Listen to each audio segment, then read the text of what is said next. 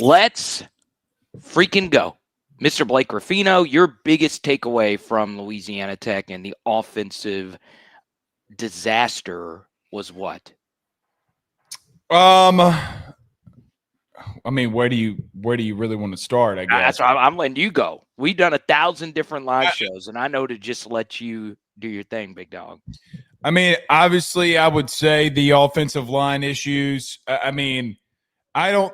I think it's way too easy to point at saying Braylon Moore was gone. That's why you didn't have success. I think that, quite honestly, that it's a little too lazy to do that, really, because even on some outside zone runs, you weren't able to get any push.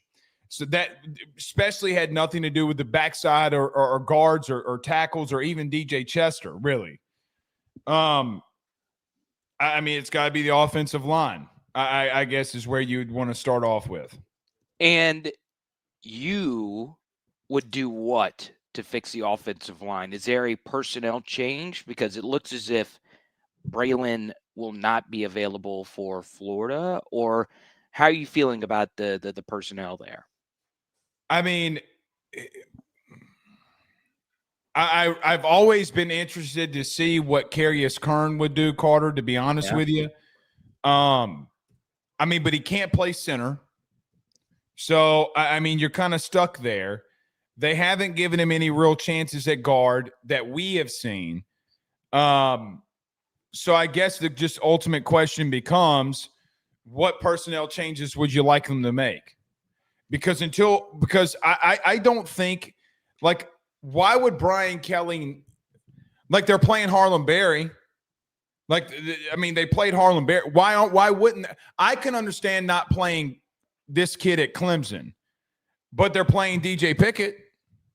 So it's not like a Brian Kelly doesn't want to play freshman situation. I mean, Jim Coyley's on every special teams coverage. So I don't – do they not think that he's ready? And I think that there could just be a time that he's not ready for the situation. And I think at this point – so Carius Kern played a snap yesterday. Yes. And that is really fascinating to me that you would play him one snap. So now I am against putting guys that you might think about redshirting in at garbage time versus a bad teams. Now you might as well try it, Blake, if you see this offensive line continue to get pushed around. I mean, here's what I think has happened. What I think people have done, because DJ Chester wasn't at center, and I think Braylon Moore was more than serviceable in week one. Your guards weren't. Oh, it was tough. I will also say this, like, we normally keep, like, our private conversations private, but I will say something. We were both texting each other clips of the LSU offensive line having some issues versus Clemson. So it wasn't really a shock to me that they had a tough game versus Louisiana Tech. The thing that shocked me was how bad it actually was, where we were quite literally just getting pushed around. And we can get into a play calling debate and all of that. But even then, you've got to be able to move guys at some point, especially if it's Louisiana Tech. Which honestly, the best thing that they do is that their linebacker position with Leto, with Morris, and clearly with Kobe Fields. But Carter, the thing is, it's like you had a good performance versus Clemson. You won a week one game against a really good opponent, but how good is Clemson? Right? The whole Troy thing, the delay. I mean, even Georgia struggled in a rain delay. So do you think Georgia still stinks? Like, I don't know what to make of Clemson. I don't know what to make of LSU. But I do think that you have a problem at guard. And I think everybody wanted to blame the left guard position during camp when we just saw that Josh Thompson was getting whooped. And quite frankly, I think that they're just playing the guys that they brought in because they brought them in for a reason and they paid them for a reason. They're trying to get them to, to pan out that way. but it's just some of these situations are not hitting the way that you would probably want them to up front. And to be honest with you, why didn't Garrett check into any other runs? He did against Clemson. Yeah, it was I mean, so strange. you can do it against Clemson. But Carter, here's the thing. I counted 3 times in the second half. Harlan Berry broke one, so it saved you.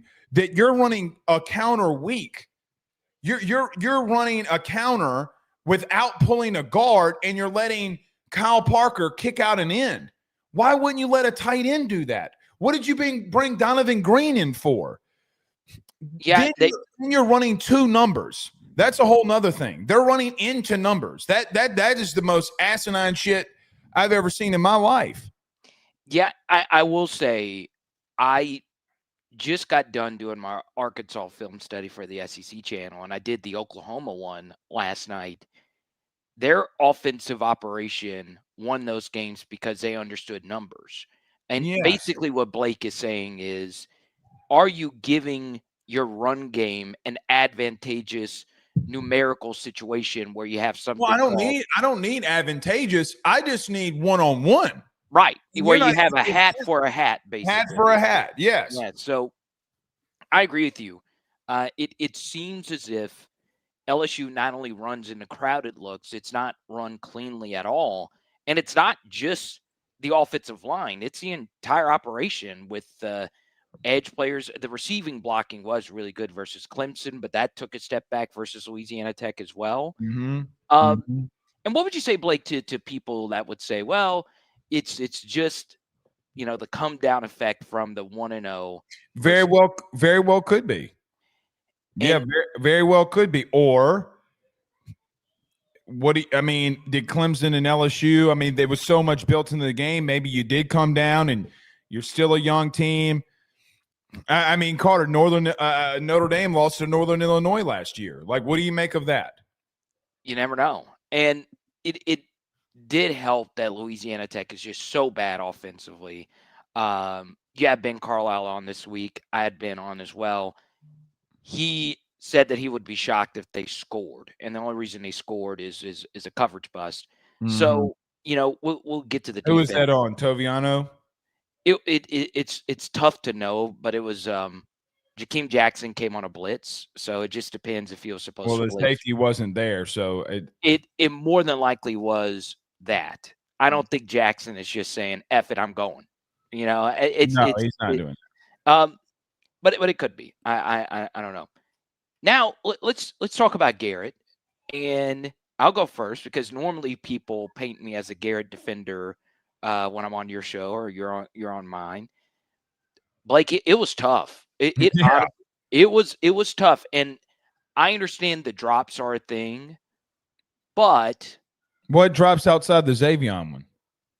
Xavion, Aaron had one that would have scored. It was a tough one. That's not a. You're talking about the one in the end zone? Yeah, That's not a drop. That's a horrible throw. It's not the best throw, but I think it. Carter, I think he's diving. He's sitting there on a stick route, and he's got to dive and jump left. It's not a. That's not a drop. I thought it was catchable, but it was close. I guess you thought Kyle Parker's throw was catchable too. Which one? The one in the back of the end zone to the far right. In the back of the end. Yeah, not the one he jumped early. The one that he dove. Tried to scoop it. Yeah, I mean it is catchable.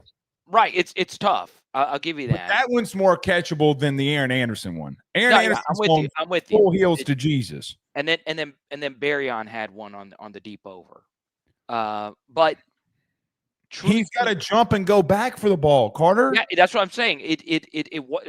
You consider that a drop? A caliber of receiver as Barryon is, I think he could catch it. I think he could. I don't think it's. That's what I'm saying though. I'm not saying it's egregious, but the point is, and I know you felt Garrett was not great last night. Did anybody? PFF had actually graded him way better. PFF isn't. They watch. They're idiots.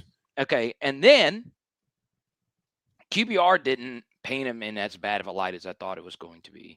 QBR had him at 65, and ESPN QBR normally like more than any other like grade that's out there, even though that could be inaccurate. I will say though, the Barry and Brown interception is seared in my brain, seared, Mm-hmm. Mm-hmm. because the one thing it was interesting in all our conversations over the offseason, Mm-hmm. the thing that actually concerned me more than him not running, which was also an issue last night, there was one borderline egregious decision to not run was that scramble drill to To the Chris. left. Yeah. That Yeah. that Horrible. is that was I will put that I will just say that was Garrett's worst decision to not run since a few of those in the Ole Miss game last year. That's just Mm-hmm. bad. It took points off the board because you eventually had to punt. Um, And you and could then have gone and gotten a first down. No telling what you could have done. right, you're at least gaining enough to get in Ramos's field goal range or going for it. Mm-hmm. On if you don't get it on third, that was a second down play. That was a 3-point decision to try and throw that into Chris. And then Blake, it's just the deep ball accuracy. It's a thing. It's a real thing. And you've said it, I've said it. Sideline balls have been a big problem. I think a lot of things have been a lot of problems. I don't know if they're egregious when they happen. I mean, let's break down the situations. Okay.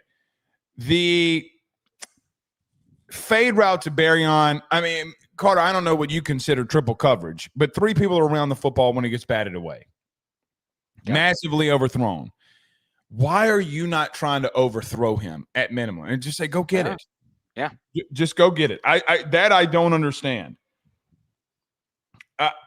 Is it a knee thing? Is it you're injured somewhere else thing where you can't push the ball down the field, and why they are trying to keep everything in front of them? I don't know. I really don't. I really don't know. But you're a complete 180 from how you tried to do things a season ago. You got too conservative. And I think when you are trying to push the ball down the field, you can't give up on it, especially against an opponent like this. So it's a horrible throw. It's a horrible decision. Then I just thought a couple of other decisions, as an example, his inability to not want to run showed up a lot last night. A lot. Yes. Yeah. Because so what are you going to do if nothing's open? I mean, there were a couple of sacks he took that he didn't even fight for it. He just kind of crunkled up and made sure he didn't get hit hard, right? Like a couple of times where, he gets hit by his own offensive lineman, but he's got 5 seconds. We counted him. I counted him today. Carter, he's in the pocket for 5 seconds, and Mabinga's like holding on for dear life. And I'm like, 5 seconds is a long time to hold on before you got to get moving. And then he gets hit and he falls down. So yeah, I know which one you're talking. On that play, you're talking about the third quarter play. Yeah, the third quarter. I mean, I literally went back and listen. I went full Mississippi's. Oh, no, you didn't. I went full Mississippi's. You didn't. I went 1 Mississippi. No, you did not. I swear to God, yes, I did. 2 Mississippi, 3 Mississippi, 4 Mississippi, 5 Mississippi, and it's so unathletic. Dude, next thing you know, in Blake Ruffino's live streams, we're gonna have Red Rovers. We're gonna have the whole hopscotch going on. Hey, you don't have small toddlers at home where you got to seek. There's a lot of Mississippis that are being said in this house. Oh man! But the truth, stop running. I'm going to give you 2 Mississippis to stop running. 1 Mississippi. I will tell. I know this from a fact, and I know Megan would appreciate this. Ben does not listen, so no, he's starting to listen a little bit more. It's Jewel that doesn't listen. Oh, Jewel, come on now. Yeah, dude, doesn't listen at all. One thing I thought you said that was interesting, and I want to get into wide receiver rotation, and this will be the last thing on Garrett. I still think He played wonderfully versus Clemson. We both have said that. Mm. And this is just a one-game sample, but last night was tough. It was tough in many ways. Mm-hmm. Do I think he was worn down some from Clemson? Do I think he might be playing through some stuff that we don't totally know about? Sure, there could be some of that. When a ball, and I know he's not a great sideline ball thrower, deep ball thrower, but No, I when mean, we got bailed out by the Trades Green PI on the fade route that was out of bounds versus Clemson, yeah. versus Clemson. Yeah. When you miss a ball that bad, though, the Barry on throw, I'm telling you, like that was one of the worst deep ball throws I have ever seen an LSU starter in that situation have. So Well, it either he's hurt, yes, which I know that there's been rumblings about the knee and there's right. been rumblings about the abdomen, whether you believe it or don't. There's been rumblings about a lot of things. So how can you make the throw against Clemson then? Yeah, that's the thing. So And don't, I mean, you can't praise it when it happens and then start making excuses when it doesn't. and the reason also is if you go back and look at the environment, the pocket was fine. The weather was fine. There was no wind. It was the best environment. Carter, they sent 3. Yeah. I mean, there was There's no time to bail the way that he does, the little shuffle back, throw off. I mean, none of that. and you can go to my film study from earlier. There were some good throws. The 3rd and 11 to Aaron was good, Mm-hmm. and the Nick touchdown was good. He did some good things. It wasn't Garrett versus Southern level bad, but it was tough. Teetering. Oh, you're going teetering on that. Yeah, it teetered, Carter. Okay. I mean, let's just be honest. It teetered. I will say though, this is to me my biggest concern is normally yards per play will tell the story of your offense over the long term. And Louisiana Tech and Clemson are 2 of the 3 lowest yard per play marks of the Garrett Nussmeier, Brian Kelly LSU era. Mm-hmm. And the other one was Florida of last year. And that's who you play in week 3. Yeah, wasn't it like 5.8 per pass or something? Yeah, and it was 4.2, and part of that was because they ran 90 plus plays. The offense was still fine. They were just able to extend so many third downs, which is why the yard per play number was so small. Before we get to the wide receivers, we say thanks to Jared. Let's go to Jace Max. Do you think Nuss's lack of ability to run is maybe being told to him by one of his coaches? Your thoughts on that? Do you think Nuss's ability to run is him being told by one of his To coaches? not run. No, they've all been saying that he needs to run. If you watch his early games versus LSU, he would run. Yeah, and also Blake, this is a problem. This is the main problem Until he got hit against Georgia. Okay. This is the main problem that I have about him. Not on the crisp throw to the back left corner of the end zone. Is that is such a clear run opportunity. Think of the slowest quarterback you possibly could think of. Tom Brady. Yeah. Tom would have run. Tom would have just probably would have just run 5 yards and just teetered out of bounds. Joe Montana in his current state, if he was out there, would have ran. You've got to run right there. Well, and the problem is it's not about the running. It's about what the decision that you made instead of running. If Chris is moderately open, then fine. You're trying to give Chris Hilton a shot here. Chris is on the far right hash. And running to the far left back pylon. Chris is on the – hold on. He's got to go 40 yards before the ball gets there and break it up. You do realize that Chris cannot run from the goalpost when he gets in view to break the ball up if he's not at the far right hash.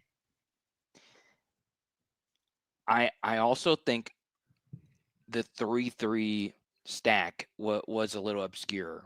It is different. It's not a good enough. That's what Ron Roberts ran at LSU. I mean, at Southeastern. Excuse me. Yeah, so that was gonna. We'll get to Florida in a second, but I do want to talk about the wide receiver room. So Yes. you are of the belief that Chris Hilton should play more. More than Nick Anderson, yes. Okay. Not more than Xavion. But what are we doing? Okay. So let's. I really want to spend time on this. Okay. What should the wide receiver rotation be in your I opinion? think right now it should be the four of Chris Hilton, Xavion, Aaron Anderson, Barryon. And Barryon and and Aaron have no business coming off the field. Okay. If you want to rotate a third in there, go be my guest, go right on ahead. Go right on ahead. I don't care. Yeah. That's it. I mean, So, what did you do the play by play, like the play by play like on ESPN? I do this in my post games. Why I'm asking. okay. Do No. you know that every drive got halted when you went away from Barryon and Aaron, and you try to get other people involved? Xavion. Every single drive from Clemson to this one ends in non-points or a field goal, which has been 2 field goals when you're getting away from Aaron and you're getting away from Barryon. The only outlier was the Trades Green fade route. The only so wait. So let me just clarify. You don't think Xavion's playing well? Is that No, I think he's playing well, but I feel like you're trying too hard to get him into the game plan instead of just feeling it into the game. Like, for an example, if Aaron Anderson catches 3 passes for 35 yards, why in the fuck are you going away from him? Why is it that he has 1 catch in 2 first quarters this season? No, keep going. Why are you going away from Barryon and trying to get screen routes to running backs in a diamond formation? Yeah, Aaron's usage in Clemson was kind of strange, especially early. I don't think he started the game, which is fine, I guess. But Blake, you know this just from knowing me over the years. I like my wide receiver rotations tight. I want it tight. I don't like any fluff. So Okay, stop using those words. tight. Okay, keep going. Oh, okay. That's it. Okay, keep going. Never mind. No, I if you look at the best LSU wide receiver rotations or the best LSU wide receiver rooms of all time, the best players were on the field all the time. Okay. Mm-hmm. Now, it's unfair to compare those groups to the big 3 wide receiver groups, which was 2012, 2019, and then, of course, 2023. Yeah. But even some of the like lesser tier ones, the ones that aren't as good as those rooms, those receiver rooms were still relatively tight. Those Ruben Randall rooms wasn't a heavy rotation either. So I think they play too many players. I think that is what leads to a lot of these weird false start penalties and illegal formation penalties. LSU's wide receiver room was one of the most penalized wide receiver rooms of the PFF SEC era. And they continue to do it. Yes, and the drops need to get cleaned up. There's a lot about this wide receiver. I'm not giving you the drops on Louisiana Tech. I'm just not. Well, you see, you and I disagree on. I mean, come on. Come on. But it's not a part of the larger conversation. Okay, then why are you having Xavion? Why are you trying to incorporate Xavion so much in so many different ways? You're trying to utilize him like I felt like Urban Meyer utilized Percy Harvin. So you want less Xavion? No, I'm not saying to get less of it, but at some point they know what you're doing. Oh, I get that. No, I'm with you. I mean, like, with all due respect to Xavion as a receiver, he can be good in some whip route situations. He had a couple of deep ends, the one he dropped and the one against Clemson. Is he a better wide receiver right now than Chris Hilton? Yes or no? Is he playing better than Chris? Yes, right now, yes. Chris has 4 targets. That's versus 25 touches versus 4 targets is a completely different conversation that we have to have. The truth is, if you're looking at camp, bullshit. Oh, Because okay. the truth of the matter is, he's not an X. He's a slot. He's a slot. And you're trying to get him to play at X because you have Aaron too. But you feel like that Xavion's a really good receiver, so you don't want to take him out. You either got to get a big body in there or let speed take over and get Chris out there. I mean, what are the targets that we're talking about with Chris? A quick screen. Brian Kelly said that was his fault. All right, fine. You're talking about the PI that he drew on the fade route, which, by the way, was a horribly thrown ball, should have been picked, if we're being honest. Oh, the left sideline ball? Yeah. The left sideline ball should have been picked. And then the hash route that he's throwing in the back left part of the end zone. What else have we gone to him for? I mean, I don't think you got to be creative when you have 2 really explosive slot guys. He's not an X.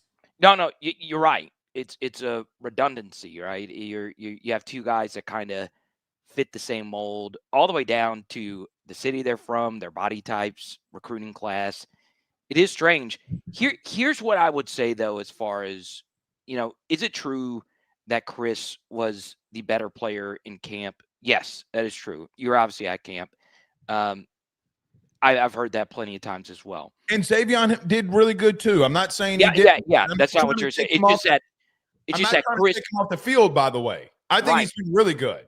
Just to your point, Chris was phenomenal in camp. Well, they went away from him. I got to be real with you. I felt like that they tried to find excuses to get him out.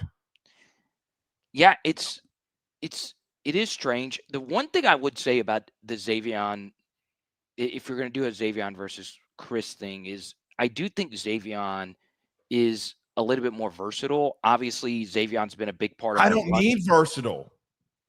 Well, Carter, you can't complete passes on a regular basis. You don't need to be versatile. You need consistency. And Xavion's been consistently good up to this point, has he not? Carter, look at last game. He muffed a punt. He missed a hole on an outside zone run, and then he had a massive drop. The 2 routes that he ran are whip routes for first downs. They're slot position guy routes. They're not X routes. They're not a boundary wide receiver route. Yeah, but Carter, he's getting jammed at the line of scrimmage and throwing off timing. I'm just being honest with you. No. Yeah, it's not been perfect. But you love him, and I get that you love him. He's out of position. I can see that. No, I can see that. Chris Hilton versus Xavion situation. It's you need to be more creative to find him touches situation. You want to give Aaron a couple of plays here? Then use the versatility, okay, let me ask you this question. If you're a defense and you have your safeties on the field and you have Barryon at X and Chris at X, or if you have Nick Anderson or Barryon, you got to be very creative of what you're doing on the outside. Nobody fears you with Xavion at X. And I'm going to tell you something that I probably shouldn't say and I'm going to get in trouble for. They legitimately, Louisiana Tech, from what I was told, they had no real fear at Xavion being at the X. None. Yeah, you're none. And every time they motioned him in the backfield, they told him to be ultra aggressive. That was their defensive game plan. So again, it's not a player versus player situation. Oh, it is, but it to your point though, it kind of sort of is to a certain extent if we're trying to tighten the wide receiver room and trying to find. You're trying to tighten it. I'm not trying to do that. I think you can rotate 4 guys in there. Oh yeah. 4 is fine. Then that's 4. Yes. I wouldn't play Kyle Parker at this point. Only guy that knows the plays, apparently, per Brian Kelly. That's the thing. I mean, you mentioned which I do not believe. I don't either, but there has to be a reason because he's mostly not been a productive player. Now he had a good game versus Clemson. I'll give him that, but he had a catch and a block. I wouldn't call that good. I call it okay. Well, good based on what he's done in the past. But let's talk play calling before you have to skedaddle that here. Yes. It was tough. last night. It was really Mm-hmm. tough. And this is the thing that will get me in trouble because when you talk injuries, it can get very sensitive. It can get very sensitive with players' parents and all of that. And you know this, Blake, from doing this for so long. If this guy got injured because of this or that or whatever, injuries are random. Okay, they are totally random. Yep. But part of the reason Trade S. Green got folded under was the defense was ready for what was coming. Okay, and if I know that I'm going up against a 6'7" guy who, let's be honest, his frame is always going to be difficult for him to be an elite blocker. Am I right or am I wrong? I mean, unless he puts on a massive amount of weight. Yes. It's just physics, basically. That's why you don't have a lot of Yao Ming's playing football. Leverage is very important. But even with that in mind, the play itself, where Trades got hurt, the run was just totally stuffed. And when things are stuffed and people know what's coming, offensive linemen crash into legs, defensive linemen crash into legs. And that's part of it. I'm not saying that any one decision led to Trade S. Green being hurt by intention, because I know that's what people are going to flame me for by saying this. But part of it is that very thing, is that I know as a defensive lineman, based on that look, that they were more than likely going to run that thing. So if I know that, I'm teeing off on your ass. And it might not be you. It could be someone else barreling through. I hope Trades gets back fully healthy. I felt really bad for him because of that. I said it. I was live when it happened. I feel really bad. I know how much you love Trades as a player. But like, what would you do? We talked a little bit about play calling, but your thoughts overall on the state of the play calling choreography, if you will. I have absolutely no idea what you're trying to accomplish. Yeah. None. I think you're way too predictable. Either you're trying to protect your quarterback for whatever reason. I do not know. And by the way, I at this point, when Xavier Thomas gets motion in the backfield, they have zero respect for you. Zero. Because whether you hit a big play or you don't hit a big play, they know for a fact that you're going to probably run the football or hit a play action. I don't know. I don't understand why you've had a problem with physicality and you refuse to spread things out and still try to jumbo everything up and run the football. I do not get it. I just don't get it. You're running counter weak when you don't have numbers. You're running zone left when you don't have numbers. And Garrett was very elite. But I think there's a couple of things. When that play clock goes down to 15, Garrett has got to be able to check the run. It's something Brian Kelly brought up like 25 times during the offseason. Literally every time that he got in front of a microphone, he brought it up. If you're not in a favorable run call, then get in one like you did against Clemson.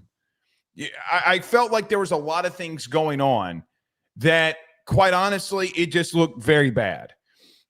I think Sloan is – I think he was trying to take it to Louisiana Tech is old school, but I don't know what to make of it, because if you want to talk about play calling, that's fine, but then you got to turn around and say, well, inside zone is inside zone. And you can't get pushed on Louisiana Tech. If you can't run the football in Louisiana Tech, then what can you do? Carter, Southeastern had 128 rushing yards on Louisiana Tech in week 1. You know how much you had? Oh, yeah, less than that. No, you didn't. You had 128. Oh, yeah, no. I was going to say you had less than that because I saw your tweet. I retweeted it as well. Yeah, the Harlan Berry run shouldn't count, though. I mean, it should count for him, and it should count objectively. But Louisiana Tech, when you're down by multiple possessions that late in the fourth quarter, especially if it was a run that the runner made, really. Basically, what I was trying to say was, with 3 minutes left to go on the clock, you have 85 rushing yards. Yes, exactly. That's what I was trying to say. And then you got the first and goal, and you kept trying to bring everybody in when you got out physical for 4 quarters. What are you doing? You ran the ball 4 times and you couldn't get the ball in from 3 yards. And I thought that he would actually throw the ball. And I understand the trade as one in the red zone, but you missed a target that's 6'7". He's 6'7". How do you miss a target that's 6'7"? How? So we talk about red zone, we talk about run game. It was like putting makeup on a pig to some regard. And I thought you executed better against Clemson because you just methodically moved down the field and you took a deep shot. And then you got a couple of bailouts, and because Garrett made some really good plays. But Carter, I don't think the offensive play calling is good enough, and it's starting to really worry me because here's the truth. Your defense is going to have an off night. It's not a matter of if, it's a matter of when. As good as they can be, I mean, Carter, I remember 2011 LSU giving up 30-plus points to West Virginia. Oh, yeah. I mean, you're going to have an off night. Question is offensively, can you make up for it? Why are we not getting vertical? I don't know. There have been instances. I do think one clean vertical shot leads to more, right? It's kind of like that old shooter. Well, you had one versus Clemson. Why aren't you trying to get Chris involved? So I just think why are you take Chris out of it? Why are you not trying to get Barryon more involved? Well, he was last night. I mean, he was, but are you getting vertical with him? Well, he tried, and Garrett blew it. One time. You can't. Oh, we tried to do it. You did it one time. Well, the deep over that we disagreed with. Keep going. Why stop? So here's my thing before you have to go. No, 2 plays out of 90 is getting vertical. I will tell you this. This is a bird's eye view of things. Is I still think LSU can make the college football playoff. I still see a vision. I think the way the SEC lines up for LSU. Ole Miss versus Kentucky was a weird game. We'll see how that game plays out. Yeah, they dominated Kentucky after that first quarter. Yeah, it looked good. It looked really good. We'll see Ole Miss and Arkansas play this weekend. It's going to tell us a lot. Give up a lot of rushing yards. Take Arkansas's points. Oh, you're on the Hogs this week? Not to win the points because they gave up 191 rushing yards in week 1 and 175 week 2. Arkansas's at the weakest schedule the first couple of weeks. So good, but they'll run the football for 4 yards a carry. They can, and Taylor Green can outperform Calzada. Bro, I don't think we realize how bad Kentucky is offensively, dog. What do you mean Calzada? Calzada's their quarterback. He went 15 of 30. Yeah, no, Arkansas plays Ole Miss. No, I know. I'm taking Green over Calzada. Yeah, okay. Yeah, take the points. I think it's 10.5. I'm taking points. Blake on the oinks, baby. The fighting Sams. If he disappoints me, I'm going to come out Sunday and say he should be fired with no payout, and he should get a breast reduction. Don't fail me. I knew you were going to make one. Anytime I bring up Sam, you bring up the upper body strength, which I think is a positive. You should. In any walk of life, you should never reduce in that area. I agree. Male or female. If you got them, show them. Yeah, it's a big week. You got Notre Dame and A&M. You got Georgia, Tennessee. You got you and Florida. I think Florida is at their most scariest to me. Dude, I hate the fact that they lost. I hate it. Dude, the way some fans view that and think that players give up after a loss like that this early in the season. No, they're going to throw every punch they have at you. No. Is it a little different in like the 4-game or less kind of quitter area that we're in? Maybe so, but those players, do some of them hate Billy Napier? Probably so, but they're going to come out and play hard. I would have much rathered Florida won that game versus USF. If USF beats Miami this weekend, I swear to God, I will put them at the number 1 team in the country.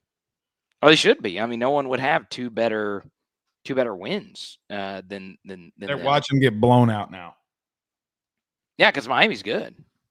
Well, I'm just saying that, like you think, oh, well, we're going to put them in the number 1 team in the country. They keep playing, and they're going to get blown out. Florida, 8 points, Blake. Actually, 9.5 on FanDuel. Oh, it's up. We're scooting up.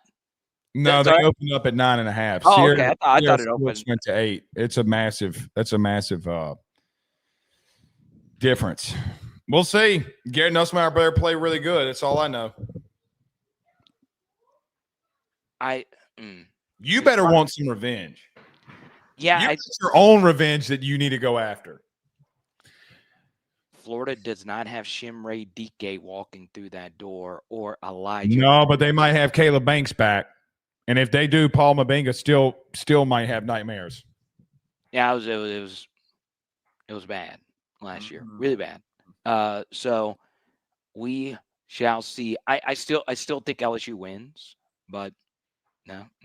Yeah, you go 3-0, and then you say, are you going to lose 4 of your next 9 games? I don't just go 1-0 every week. Go 1-0 every week. I don't want to just be negative though. Before you go, your thoughts on the LSU defense? I mean, you got to bring them up. I think it's an outright travesty that they gave up 7 points. Oh, it should have been a shutout. I know it bothered them. But no, I'm serious. I know they were. They're going to have to carry this team for a minute.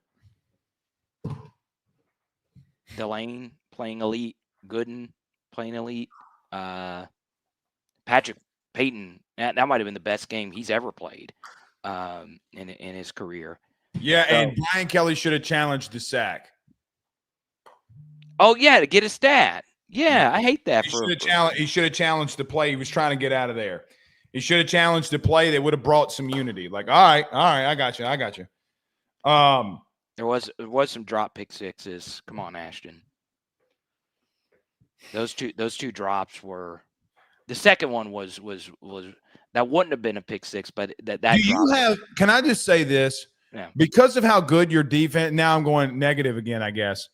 I think that they've been very special. You're giving up 11 points, was it right? No, less than that. You're giving up 7 and 10, so 17 divided by 2. What is that? Like 8.5. Yeah. So you're giving up 8.5 points in 2 weeks. Carter, we were giving up 8.5 points in the first quarter every week. Hell, we were getting up 8.5 yards per play in games. Yeah, I mean it was. Look, you've been phenomenal. It's just that defense, when you limit teams to score, you have a chance in everything. So, yeah, really impressive. Yeah. All right, buddy. All right. We'll talk to you on Tuesday. All right. See you, buddy. Peace. See you. Blake Ruffino, NYS. We'll take a few more here. I am on fumes. I'll be honest. I'm on fumes. I've cut 20 film studies basically in the last, and that's an exaggeration, but I think I've cut 7, and I still got 3 more to do tonight, both college and NFL. If you're a Jaden Daniels fan, I do a Jaden film study every week on Power Hour NFL and Saints as well. Now, a few more thoughts from doing the film study last night on Garrett. We will release another LSU film study tomorrow night at 6, okay? Don't forget, game grades are located on Patreon. Bonus breakdowns, not only on Patreon, but on memberships. Under the stream, there's a join button, and when you join and get a membership, you get a cool little insignia next to your name. I think Sourdough Man has one of those insignias. It helps me a whole lot. Now, I'm going to talk more about this on Tuesday night's live stream, and I think it's very important. There is one massive concern about Brian Kelly, all right? And I am sympathetic to this concern with the way college football is operated now, but I guarantee you, if you want a Brian Kelly take that no one else has given, I got it for you right after this. Power Hour Network listeners and viewers, you might be consuming this content with that crick in your back that you've been trying to get rid of for so long. Take this as your sign today to book your appointment with LabordTherapy.com. In the Lafayette region, there is no one that you will find that cares more about any different type of pain that you might have than the team at LabordTherapy.com. Book today. Once again, that's LABORDE therapy.com, or you can visit one of their 5 locations all throughout the Lafayette region. Alrighty, so I want to also shout out a few of our other partners. Fast Draft Fantasy. Sign up now using promo code Carter for a deposit match bonus up to $50. And Zion Imaging, XYAN Imaging.com. Okay. Before this BK take, I want to shout out the Valley Club. It's a tailgating group, and they asked me to make them a remix. I made it. They loved it. And yeah, if you want access to the remix, it's also on our Patreon as well. All these legendary LSU calls. We got Jim Hawthorne on there, Chris Fowler, Mike Patrick. Love it. Okay. So it is so hard to be good in all 3 phases of football. It is near impossible. And the reason why I'm more sympathetic to it in the collegiate era is, number one, Nick Saban never had a good field goal kicker until Will Reichert. It's just hard. It's really, really, really hard. Coaches leave, all those different things. However, what really hurts you in football is when you have disasters. All right. Disasters really cripple your team.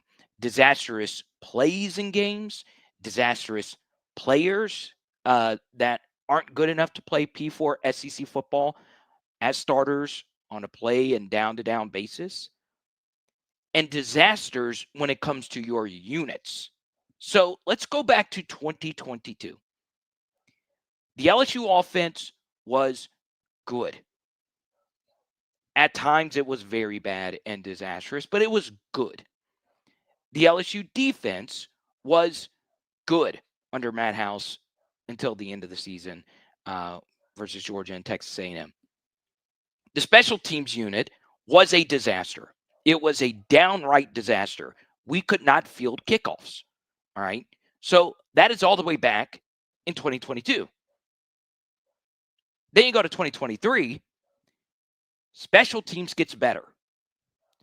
Your offense becomes one of the best college football offenses of all time, averaging 7 yards per play in every game that they played. And obviously, Will Campbell, Mason Taylor, Jaden Daniels, Emory Jones, Malik Neighbors, Brian Thomas Jr., all of which you played today. It's crazy. But your defense was a disaster, an absolute downright disaster. Then we get to last year. The LSU run game. I wouldn't quite call it disastrous, but it wasn't good. It was not good. Offensive penalties. Disastrous. You had the most offensive penalties in a single season in the last decade at LSU. And then your defense was disastrous against the run. The worst yards before contact mark in the SEC StatCat modern era. So now we're here. A defense that through 2 games has been as good as the 2023 LSU offense. A special teams unit that has been But now your offense is a disaster. Now, once again, it's only 2 games. It is a small sample size. But it is wild to me that we have had all these different disasters. And every team has them. I'm not saying that this is anything revolutionary. But the truth is, the great coaches find ways to avoid them. We avoided a defensive disaster yet again this year because we went out there and got better players. From not only high school recruiting, DJ Pickett, one under-the-radar player is Walter Mathis, who the coaching staff has told me is a guy to look out for. He played quite a bit versus Louisiana Tech. Number 91, keep an eye out for him. Bernard Gooden, Patrick Payton, Jack Pyburn, so on and so on. The defense is very, very good. Y'all, that game offensively, and I wanted to be respectful to our guest, Mr. Blake Ruffino, because he's fantastic, and I go on a show every Tuesday night. I love Blake, and I wanted Blake to have his time to shine. I do want to really hammer home how bad that game was last night. I know we won, but 99 times out of 100, we are beating Louisiana Tech in that matchup. But I'm telling you, if USF was the team that we played last night, we lose the game. We would be going into this Florida game with the loss, and Florida would be going into this game 2-0. And I know it's a lot of woulda, coulda, shouldas, but I'm tired of the disasters. I'm tired of it. Sick and tired of it. What we put on the field should never be acceptable, ever. A Harlem Berry run truly prevented that from being, to me, the worst LSU offensive game I personally have seen compared to expectation. The Brandon Harris, Anthony Jennings, Andrew Hatch era teams of the past couple of decades, we knew more than likely that our offenses were not going to be great.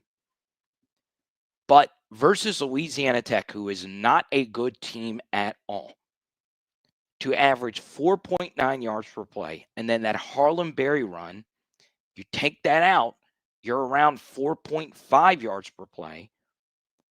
That is so bad.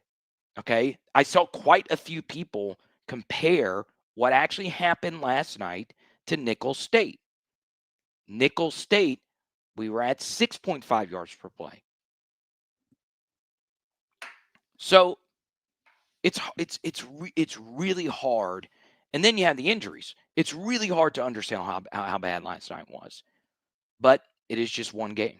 The Clemson game was phenomenal to a certain degree. And then obviously last night was last night. It's a week-to-week sport. If we beat Florida, my tone is probably different. So we'll see. Okay.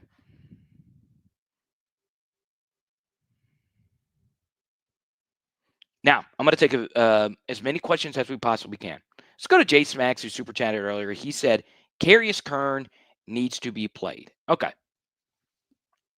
Yes, I think you have to try it. The one thing I don't want to happen is last year, I don't think we were quick enough to try new players.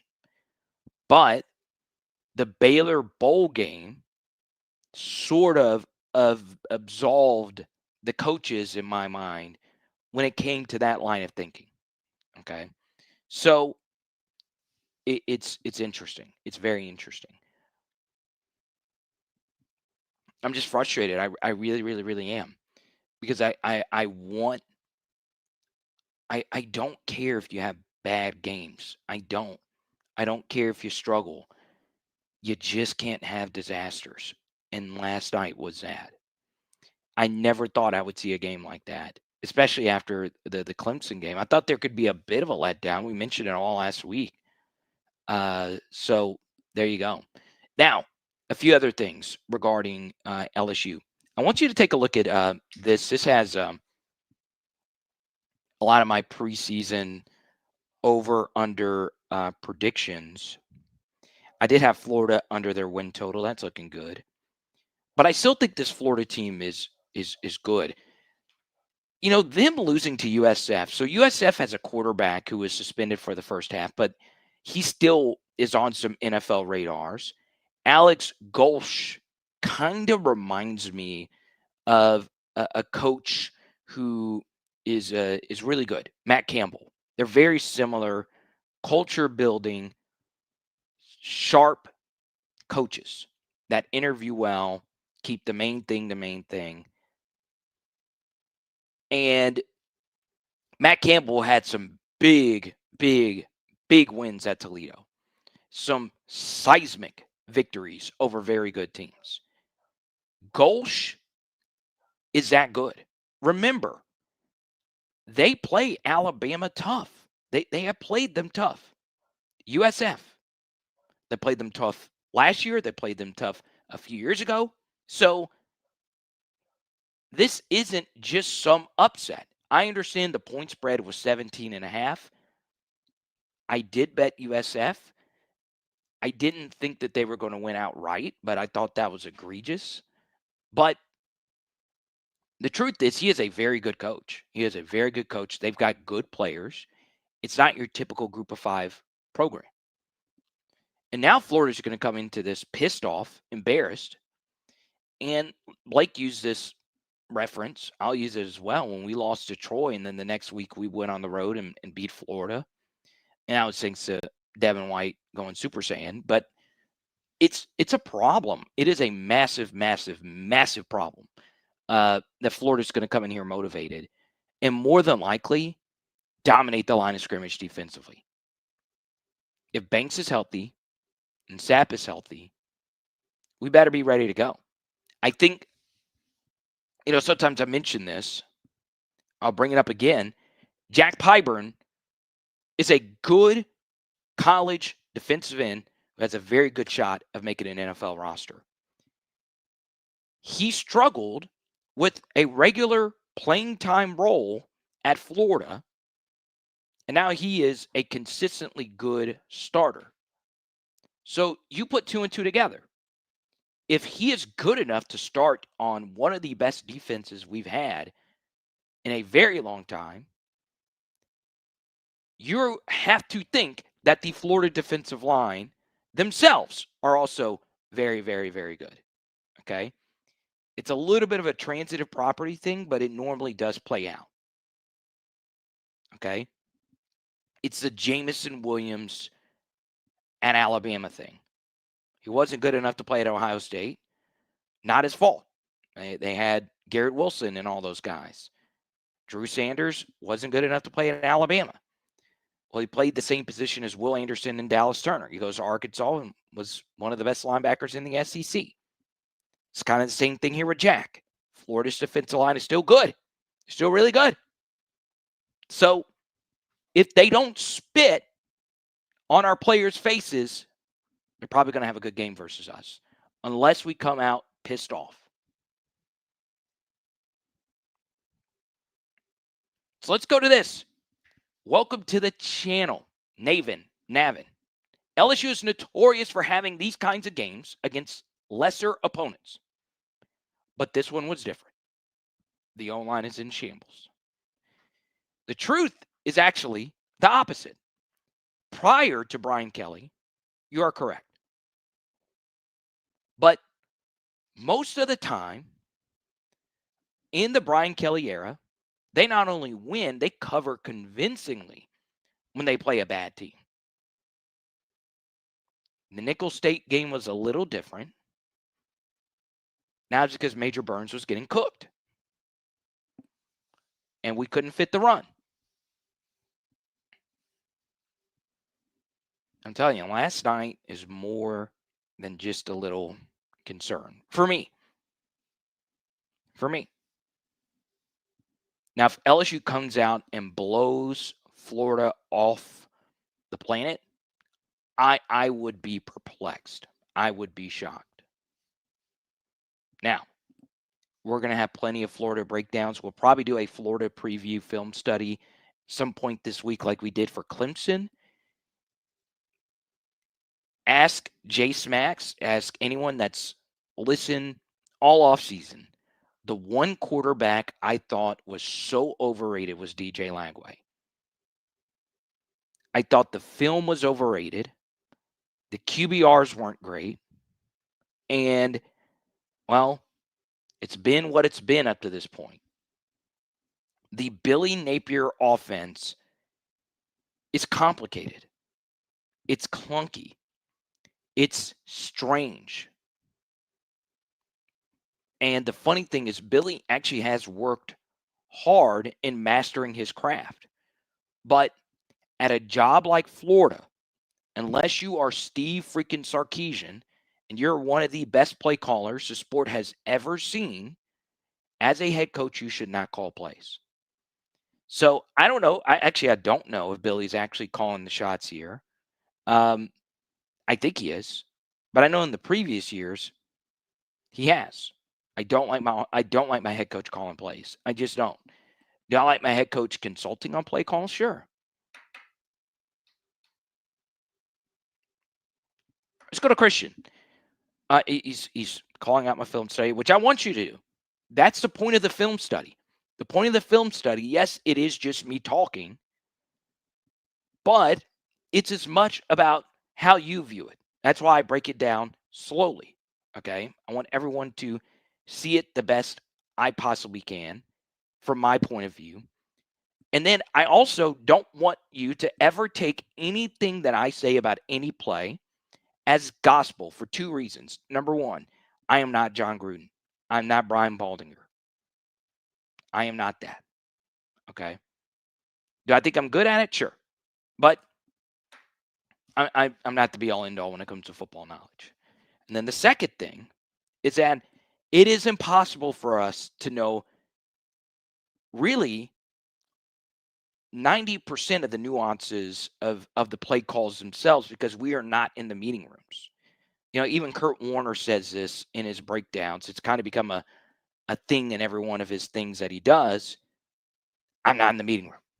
I don't know the calls. I don't know the progressions.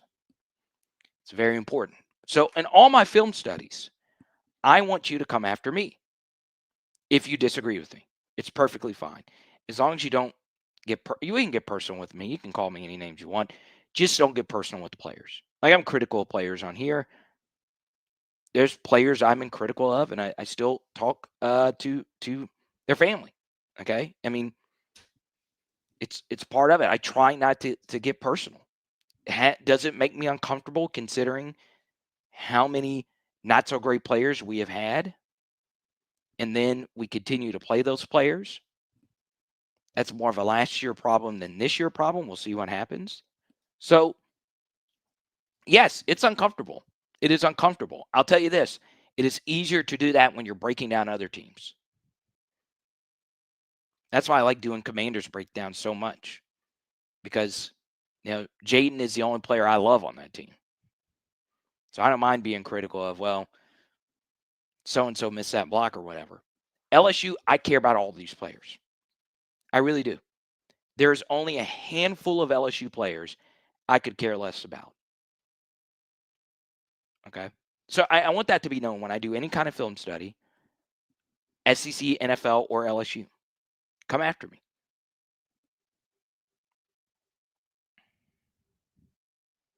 Okay. You said I took a lot of blame off Sloan and put it on Nuss. Okay. So are you saying here, Christian, that Nuss missed about 4 touchdowns? It felt, and I said this in the film review that I did earlier, it felt like, and this happens, I've admitted to this in the past, I could be a little too sympathetic to Garrett. I got accused of that with Jaden as well. But at the same time, I felt like this last film study, it did kind of get like that. But at the same time, I was critical of Garrett. I am worried about the deep ball stuff. Very worried. And when I say I'm very worried about that, I think it can be something deeper than just we didn't execute that play correctly. That is not a ball. Like, think of the quarterbacks that have been very good that are universally known for not having good arm strength. Okay. One is Drew Brees. Drew Brees is never underthrowing that Barian Brown touchdown. He's not. But you know when he would have done that? Towards the end of his career. When he wasn't fully Drew. Chad Pennington makes that throw. Think of any quarterback you could think of that doesn't have great arm strength. That's a concern. It is a concern. And it makes you wonder about some of the Garrett rushing decisions. Now, one guy, and this is on me, this is my fault. I take the blame for this.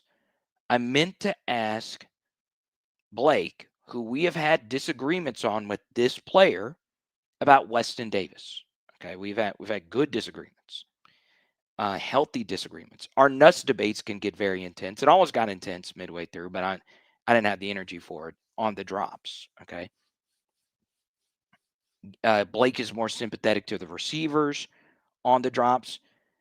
I am more sympathetic to the QB. Whatever. Weston Davis had a tough game. He had a tough game. I do think, though, last night was the first we don't have Mason Taylor anymore game. Okay. So think about how difficult it is to play in the National Football League. It's the best athletes in the state of America. Mason Taylor, as a rookie tight end, played every snap of the New York Jets game today in the first half. And he played most of the second half as well. Now think about that. Again, the NFL evaluators, I know they spent a second round pick. How many rookies, especially non-offensive line rookies, are playing every snap of their first ever game versus TJ Watt in the Steelers? Guess what? He did the same thing for us. The same thing for us. 800 snaps of pre-snap motion here, pre-snap motion here. We ran Mason vertically a lot. Mason was our go-to third and medium guy, our fourth and medium guy. He was our go-to. He's not there anymore. Now, was Mason Taylor at LSU exceptional at any one thing? Outside of third and fourth and medium conversions, where he's one of the best you'll ever see, there's not really anything he's like truly exceptional at. There really isn't. But he's very good at almost everything a tight end needs to do. Last night was a tough night for our tight ends. Okay. Tight end's a very difficult position to evaluate, but PFF both bashed Barra Sharp and Trey Green. He did not view them favorably at all. And Trey Green had a tough night. Outside of the injury, he had a tough night. Barra Sharp is a little different. I'm more so focused on Trey because he increases the upside of our offense exponentially more, as we saw in the Clemson game. But Sharp, in the minds of PFF, wasn't really that great, and he also increases the upside of our offense. You don't know what you're missing until he's gone. And that felt like, God, we miss Mason. You also miss Will, of course, because if Will was playing, you probably have Tyree Adams at right tackle, and you rotate him with Weston Davis to try and figure out who the better option is there. But it was a tough night for Weston Davis. I will say there was one missed block that Trey Green missed a chip on. But even with that, Weston had a tough night. So I meant to ask Blake about that, but, LSU Monster, we'll see you. A Joe Brady shirt? No, I'm wearing a Joe Burrow shirt. I love the shirt. Probably my favorite Burrow item I have. Times have been tough for you boys. I had to sell one of my Joe Burrow items.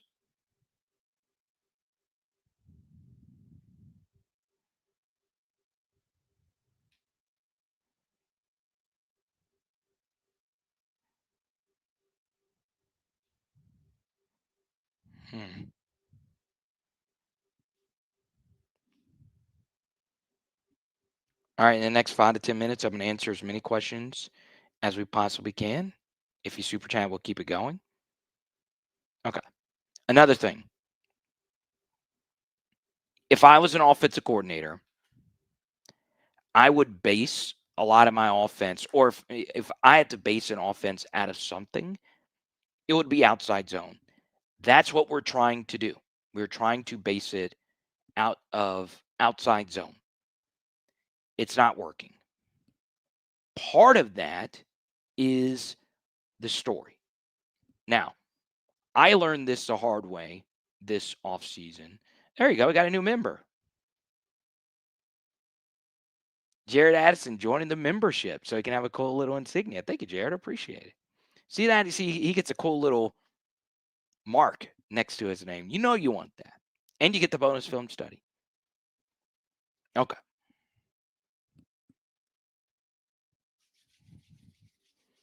Let's talk about run philosophy.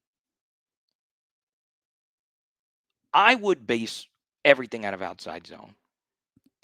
I do think it's one of the more difficult things to base your offense out of. Okay. Um, I had the privilege of calling a high school game where the offense was one of the better offenses in the state. Their quarterback's going to play at GAC level, which is a D2 level. And they actually run the offense that we're trying to run, literally. I even said it on the broadcast, like they're trying to run what LSU wants to do. And their whole identity, even with a good quarterback, was playing out of pistol, running stretch, running outside zone. And we're trying to do that. It's just not working. Okay. Now, I know this sounds strange, but after this is over, I normally say go watch the film study that we did earlier in the day. But I highly recommend you go to Power Hour SEC and watch Oklahoma versus Michigan, and then watch Arkansas versus Arkansas State, and look at how well their run games were sequenced. Now, Oklahoma didn't run the football amazingly well versus Michigan, but they had a few very sexy run designs. And Bobby Petrino is arguably the best run designer in the SEC, maybe outside of Sark or Lane. But they did a good job giving their guys angles and numbers. Their tight ends also blocked really well, which was an issue for Oklahoma going into the season. Y'all, the problem is play calling is a lot like storytelling. So let's talk about YouTube. All right, let's use YouTube as an example. I on YouTube am not really a storytelling YouTuber like Mr. Beast or and he's not really a storytelling YouTuber. Uh like Ryan Trahan or someone like that, who, by the way, Ryan, I want you to sponsor my channel. The Joy Ride. Green screen. Look at that. Huh? Huh? Huh? Uh, he is a storytelling YouTube. He tells stories, and it's awesome. And Jace Max is my weakness as my witness. I tried to do a storytelling YouTube channel this past off season, okay, where I went out and did challenges and all kinds of stuff. And one video is actually starting to do fine, but it's hard. It's hard. And the thing that I learned from doing that is play calling is storytelling. Sales is storytelling. Everything comes back to storytelling. And basically, what the best play callers do is they make you think one thing is happening and they do the other. That's what LSU did versus Clemson. The play that a lot of what they did was based out of were quick running back screens out into the flat. The story of the game was that how we are going to throw to our running backs out of the flats. And then you had those tunnels that you ran out of it. Then you had those middle screens to Aaron Anderson for the big gain. Then you had those quick throws to Juwan Johnson, Tennessee style. Clemson couldn't keep up. You've got to be able to tell a story. Lane is so good at that. I'm telling you, he is so good at that. How many times you run something and it's actually something you did not expect it to be?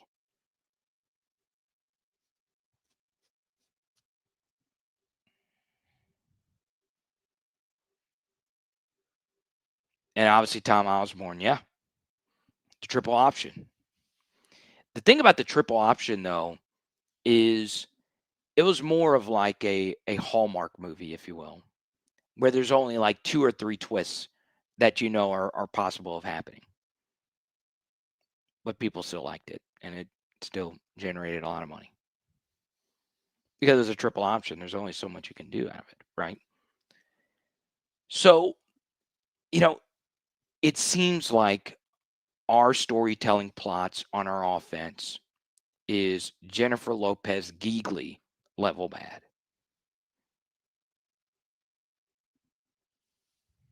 Actors are nothing without the story. There's never been an actor successful enough to carry movies without good storytelling. It's never existed. Never. The only ones that have been good and been very lucrative in their lives, not being able to tell a story, is Abuela Danger, Mia Khalifa, Johnny Sins. And if you know who those people are, get out of here. You should have gone to church this morning. They don't need to tell a story. That's the only one, though. You have to make people believe something is going to happen. You do. Even like the Steve Sarkisian Alabama offenses or 2019 LSU. They're really good. They're really good at making you think one thing, but they would do another. Did I see John Curtis High School ran for 654 yards this weekend? How about that? That's good stuff. G Bama Boys, a Gus Malzahn guy. You're looking at Gus's #1 fan right here. I'm a Gus bus driver. In fact, one of his assistants used to be on this channel. So, yeah, I'm a Gus bus driver. And Florida State looks like arguably the best team in the country right now. I don't know if I could, and I saw a lot of teams, a lot of writers still have LSU #2. I don't know if I'd be there.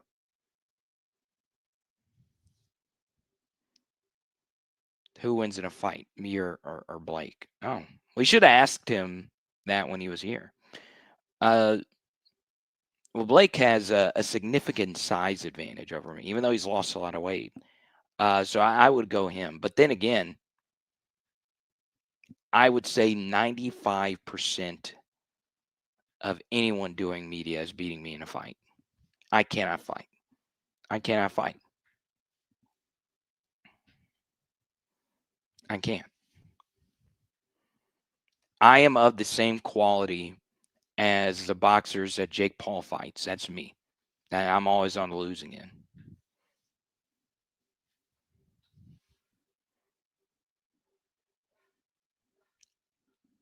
This is an interesting question. I think I know where you're going with this, Chance. The Arkansas and Arkansas State. So I am glad you brought this up. It is a different kind of topic. I believe it was Jacques Doucet who interviewed, and Jacques, if it wasn't you, I'm sorry. And to the person that actually did interview Verge Osbury, I saw the clip though where Verge was asked about he was asked about Tulane. Should LSU play Tulane? And the reason Chance brings up Arkansas and Arkansas State is that it's the same thing. Arkansas is in the northwest corner of the state. They are the big school in the entire state. And then Arkansas State, who like Tulane, has had a lot of success, especially over the last couple of decades. They decided to finally play, and they played in Little Rock. So it's kind of a neutral site thing. I won't get into that whole debate. And yeah, the state really enjoyed it. They really, really, really enjoyed it. Sold out.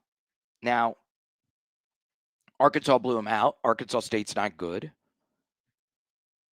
So would I like to see LSU and Tulane play? Sure.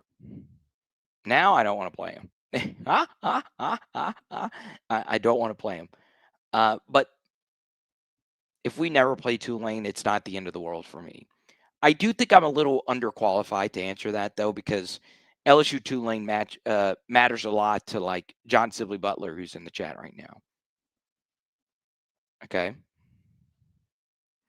And Amacat, who remembers the Tulane game. So we played Tulane obviously in 07.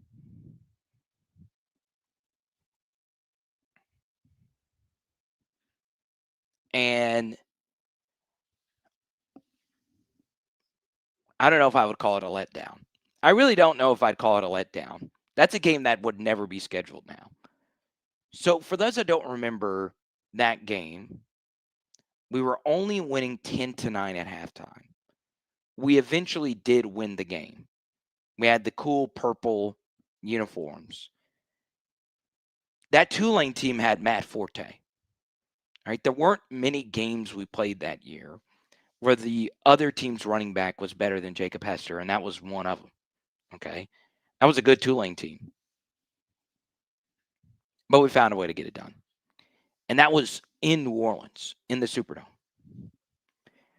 We also have a few big Tulane supporters, both financially and just supporters of us as well, that watch this channel. I don't think any of them are watching. If Emil is watching, please comment on this. You're better at this than I am.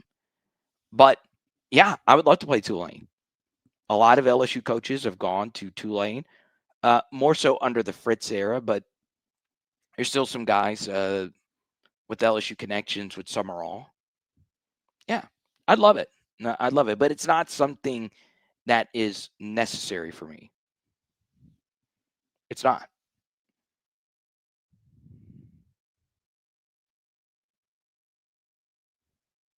Player X? No, you can't do a night all. And then I just see you in here. So Player X sent me a room he recently designed for one of his kids, and it had like Joe Burrow paintings and autographs and all that kind of stuff. I'm like, dang, gum. You're the reason why I had to get a fake backdrop. You're putting my backdrop to shame.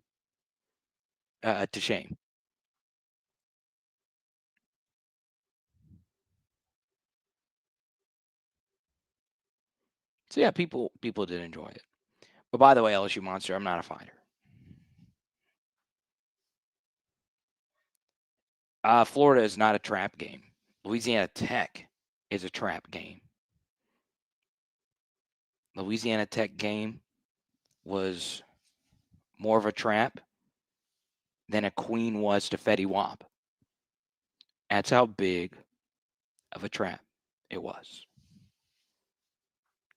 I thought that reference was good. J Smacks, cut that into a short, please. No, it's too lame.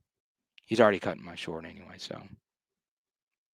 Let's go to D-Paint. LSU should take a look at Brennan Marion, the go-go offense for offensive coordinator.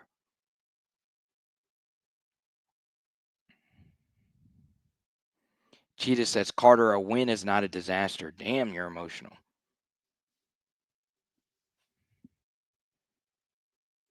You must not know anything about me, Cheetah. Wins and losses are not the be-all, end-all for me. It's not. It wasn't for Nick Saban, and it's not for Brian Kelly either.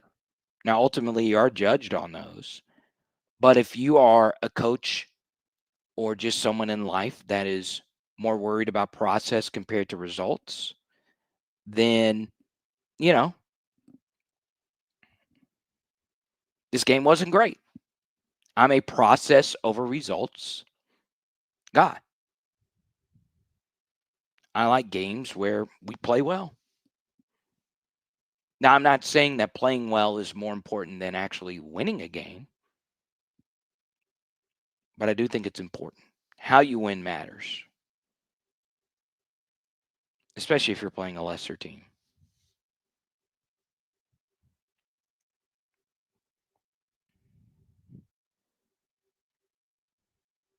So, yeah, there was a big debate about Xavion.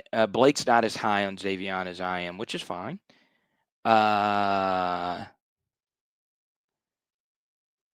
I'm I've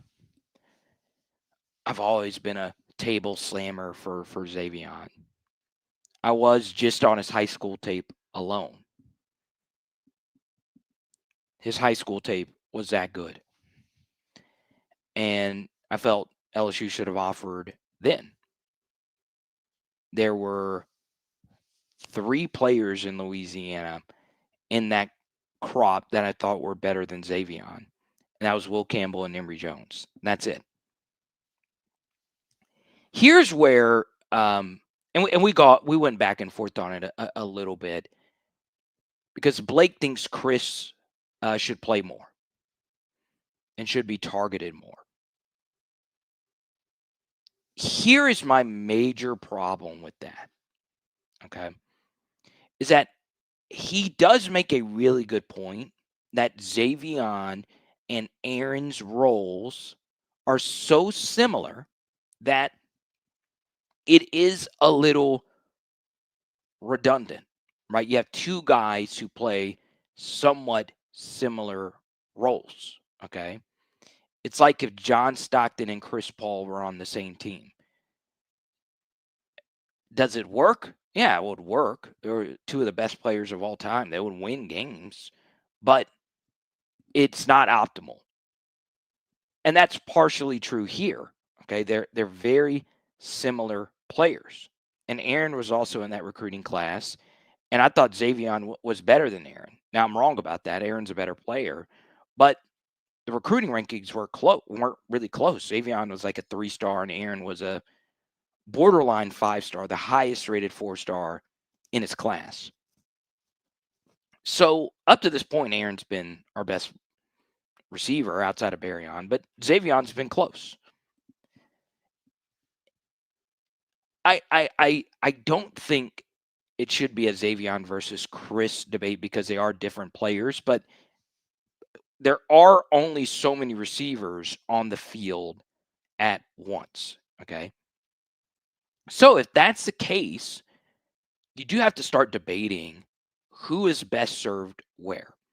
How should our offensive identity look?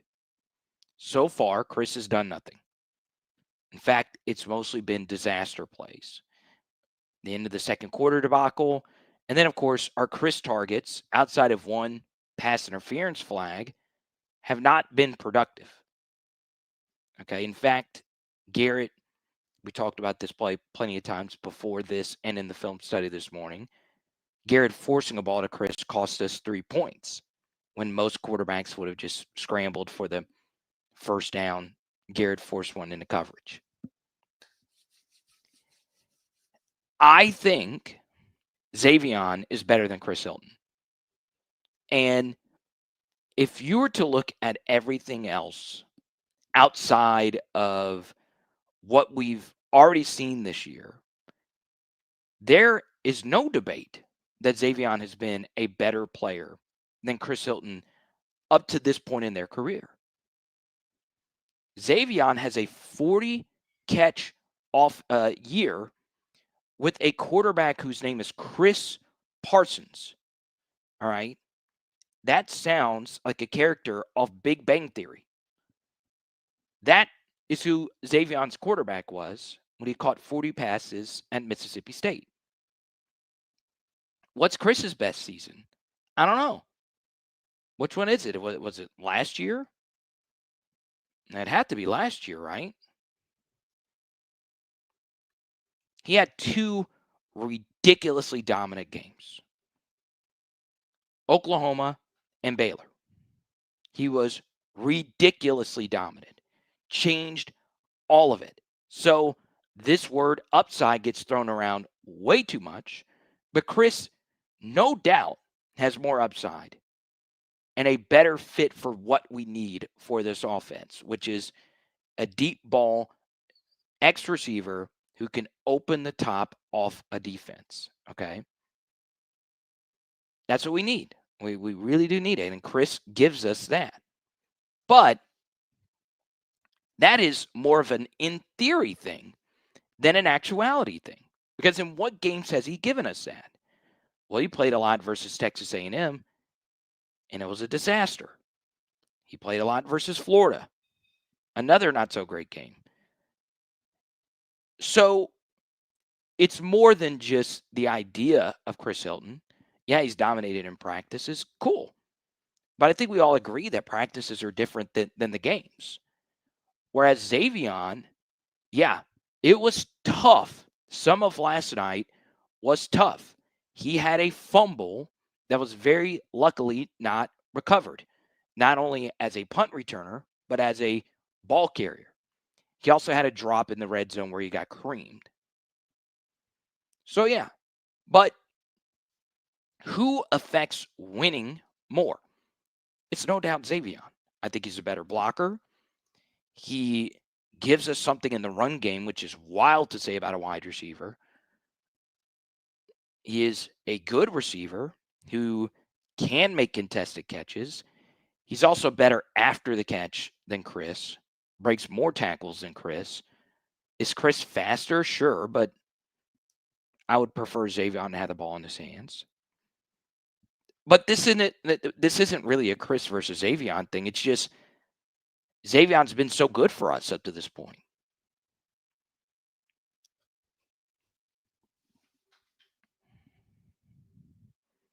Oh, we got a new member. You get a cool little logo next to your name. How about that? 2 new members in a night. I love to see it.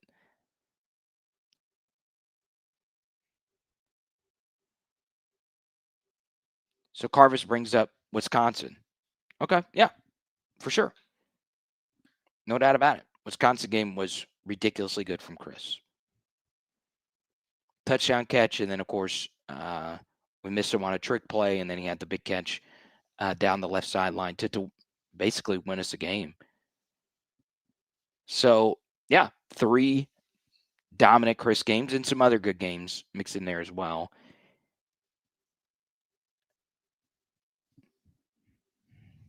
I just want to see it before I start believing in Chris again.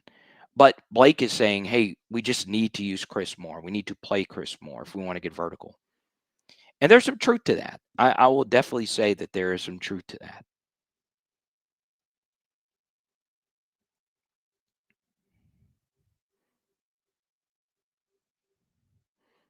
And to Carvis's point, the thing is, though, Barryon's been a good vertical guy for us up to this point. He should have 2 deep touchdowns, but, nothing he could do about either one of those, to be honest. Okay?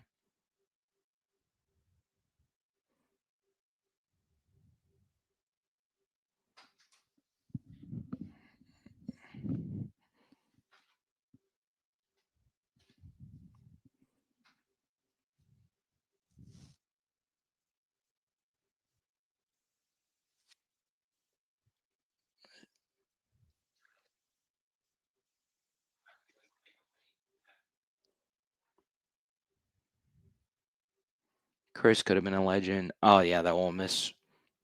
Eh. It was a tough catch. Could he have caught it? Yes. That would I'm telling you, that play would have dominated any other catch we've ever had. I'm serious. It would have dominated any other catch.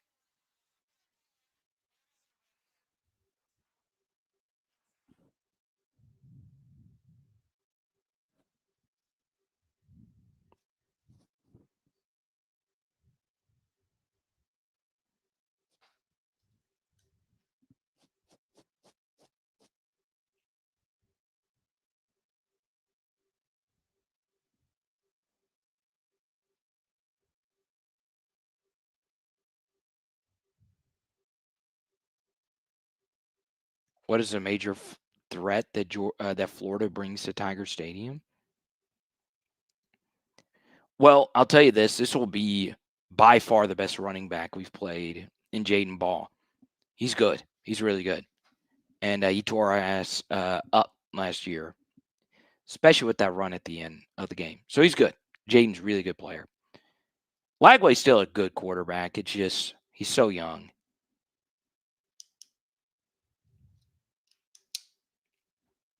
And for the record, I've not given up on Chris either. I've never given up on Chris. Well, I did say at one time we probably should play him less because he was struggling so much. So now though, I'm not giving up on him. I do think the Louisiana Tech matchup would have been good for him.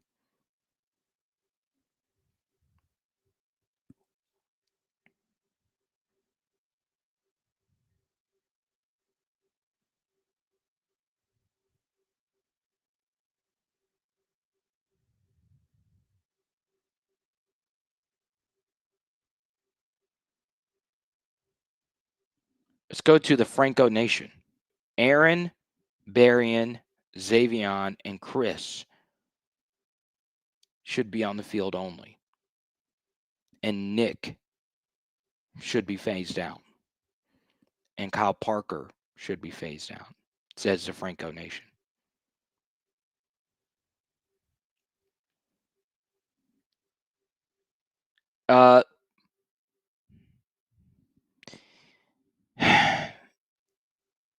Yeah, probably so, but we'll see.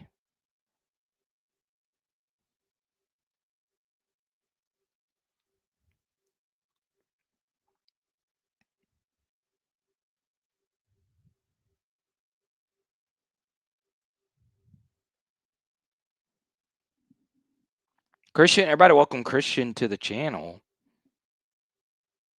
What is that in your backdrop? Is that Vegas? Is that Vegas back there? Is that that looks like MGM Grand? But welcome to the channel, Christian.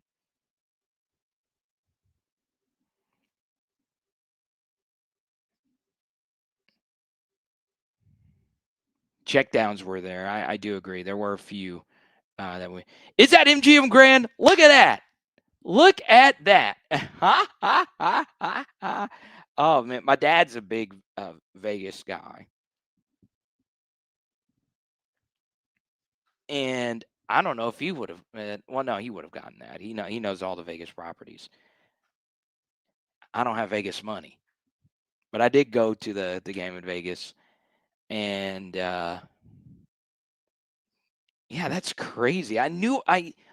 I don't know why I thought, because I'm trying to remember what else at MGM Grand, because I get them all confused. There you go. You recognize the lion, so Mike understands it.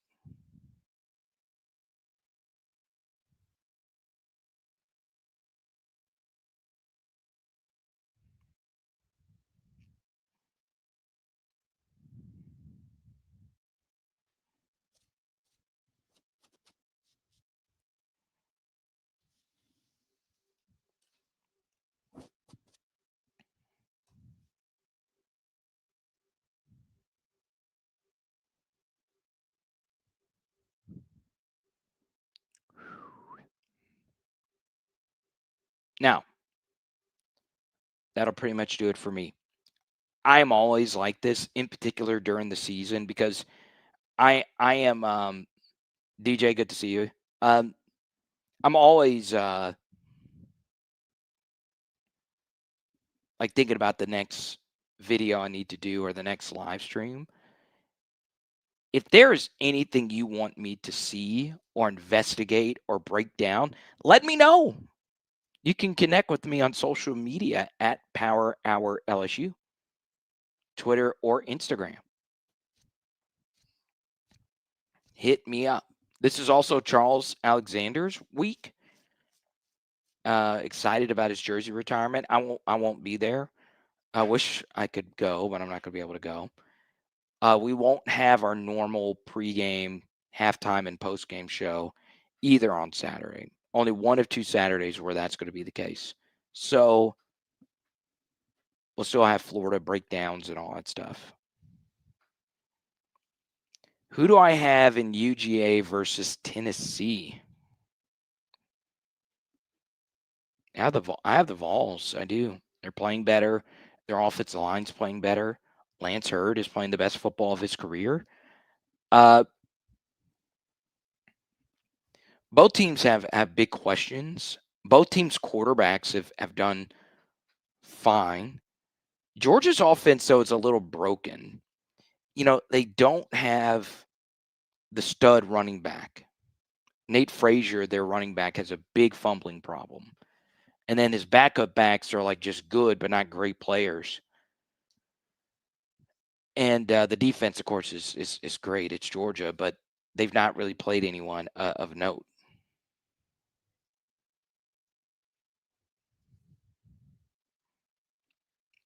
We got a bunch of beat Floridas in the chat. Enjoy it, man.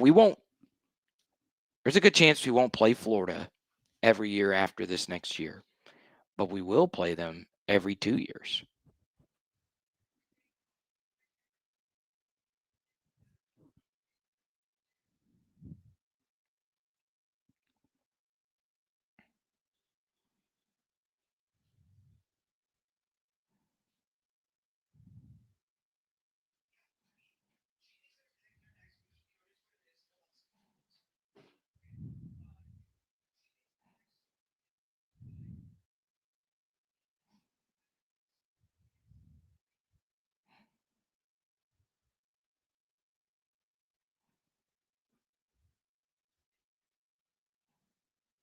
Hmm.